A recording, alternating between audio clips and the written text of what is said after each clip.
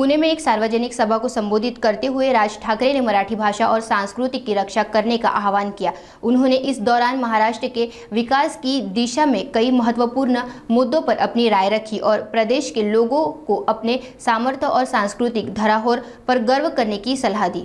ठाकरे ने उदय सामंत के कार्यों की सराहना करते हुए कहा कि हमें मराठी भाषा को बढ़ावा देना चाहिए और आने वाली पीढ़ी को इसे गर्व से अपनाने की शिक्षा देनी चाहिए। उन्होंने राज्य सरकार से अपील की कि महाराष्ट्र में मराठी लोगों की उपस्थिति को बनाए रखने के लिए कदम उठाए जाए। ठाकरे ने साहित्य और शिक्षा पर भी जोर दिया और कहा कि बच्चों को किताबों के माध्यम से सांस्कृतिक और ऐतिहासिक सीखने की आवश्यकता है। उन्होंने अंत में महाराष्ट्र को जातिवाद से मुक्त करने की बात कही और सभी वर्गों को एकजुट होकर राज्य के विकास की दिशा में कार्य करने की अपील की। तुमच्या मनात असेल की हा कसा इथे शासनाचा कार्यक्रम आहे,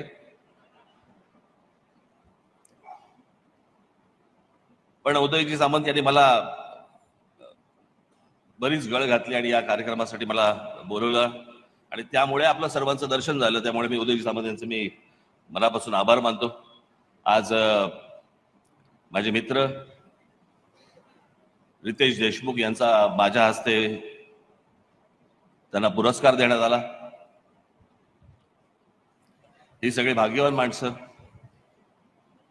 मी दिला म्हणून नाही, पण यांना पुरस्कार मिळतात, आमच्या वाट्याला फक्त तिरस्कार असतो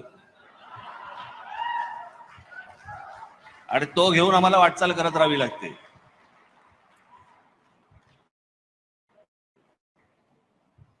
पण आज या मराठी भाषेसाठी म्हणून बऱ्याच गोष्टी आपल्याला करण्यासारख्या आहेत। सयाजीरावांचा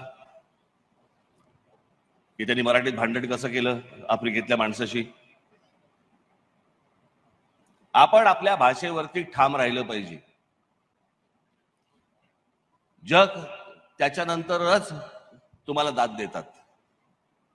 जशी फ्रेंच माणसं आहेत, जशी इतर देशांमधली माणसं आहेत, ते आपल्या देशाशी आपल्या स्वतःच्या भाषेबरोबर इतके प्रामाणिक असतात की तुम्हाला त्यांचा अभिमान वाटायला लागतो। अरे की स्वतःच्या भाषेशी केवढे प्रामाणिक आहेत, आपल्या देशात आहेत की।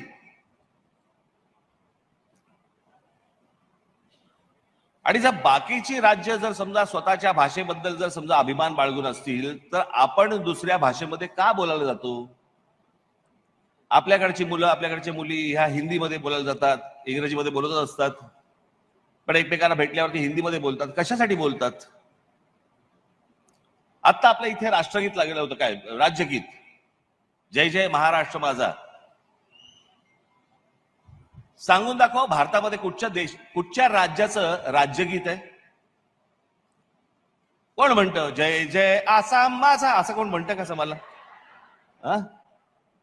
जय जय गुजरात माझा, जय जय तामिळनाडू, जय जय महाराष्ट्र माझा।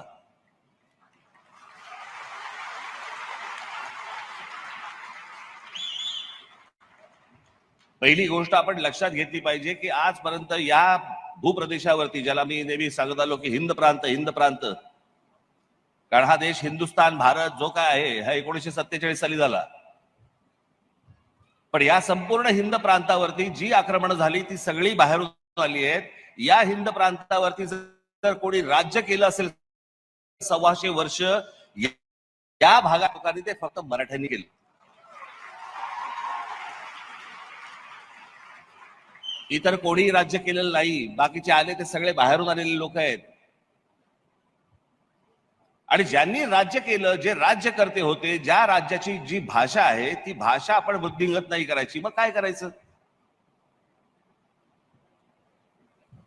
मगाशी उदयजी सामंत यांनी सांगितलं की मराठी भाषेसाठी म्हणून मी जे सांगेन ते त्याला त्या गोष्टीला ते मदत करतील। उदयजी, आपण जे जे आम्ही सांगू त्या गोष्टीला आपण मदत करालच अशी अपेक्षा आहे। जे जे आम्ही करू त्यालाही आपण पाठिंबा द्यावा अशी आमची विनंती आहे।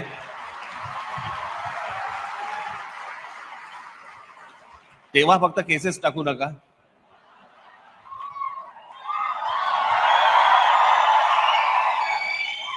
आतापर्यंतचा अनुभव सांगितला आपला, बाकी काही नाही।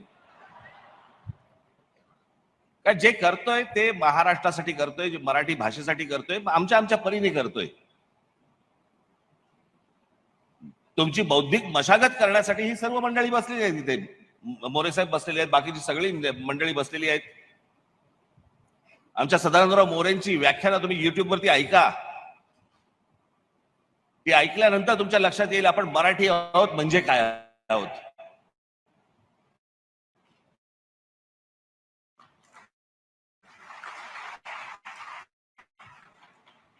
माझ्या भाषणामध्ये सांगत आलो मी, आज पुन्हा एकदा सांगतो.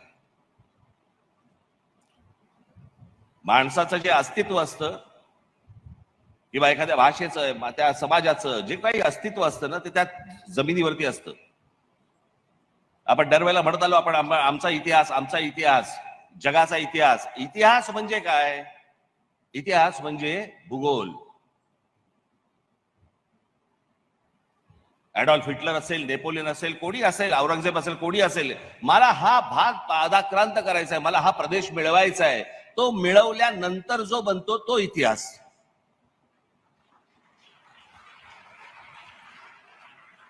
तुम्ही इतिहास काढून बघा.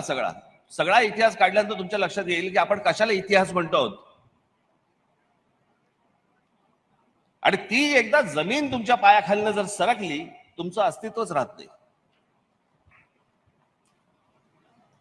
त्याच्यामुळे भूगोलाशिवाय इतिहास नाही.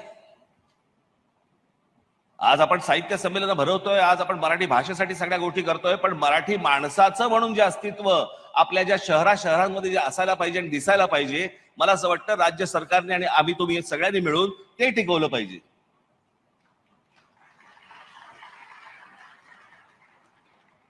नुसत्याच फक्त प्रगतीच्या नावावरती जर आमच्याकडच्या जमिनी फक्त जाणार असतील आणि आमचीच लोक जर समजा आमच्याच राज्यामध्ये बेघर होणार असतील, मला असं वाटतं त्याला विकास नाही म्हणत.